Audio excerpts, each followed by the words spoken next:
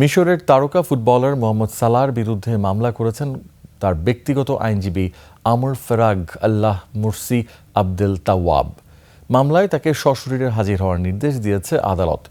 মিশরের New Cairo court of first ইনস্ট্যান্সে মামলাটি করেন আইনজীবী তাওয়াব। তার অভিযোগ ২০২৫ সালে বিশাল অঙ্কের সার্ভিস ফি পরিশোধ না করে তাকে ব্যক্তিগত আইনজীবীর দায়িত্ব থেকে অব্যাহতি দেন সালাহ। এতে আর্থিক ও মানসিক ক্ষতিপূরণ চেয়ে আদালতে শরণাপন্ন হন এই আইনজীবী। তবে এমন অভিযোগ অস্বীকার করেছেন মিশরীয় তারকা ফুটবলার। মামলার সত্যতা যাচাইয়ের জন্য সালাহকে সশরীরে উপস্থিত হওয়ার নির্দেশ দিয়েছেন আদালত। কোনো কারণ ছাড়া নির্ধারিত দিনে আদালতে হাজির হতে ব্যর্থ হলে বিচারক তাকে দোষী হিসেবে গণ্য করবে। এক্ষেত্রে মামলার রায় তার বিপক্ষে চলে যেতেও পারে। একই দিনে তুর্কি ক্লাবে হয়ে ক্যারিয়ারের দ্বিতীয় ম্যাচ খেলবেন তিনি, যা তার জন্য বড় এক চ্যালেঞ্জ।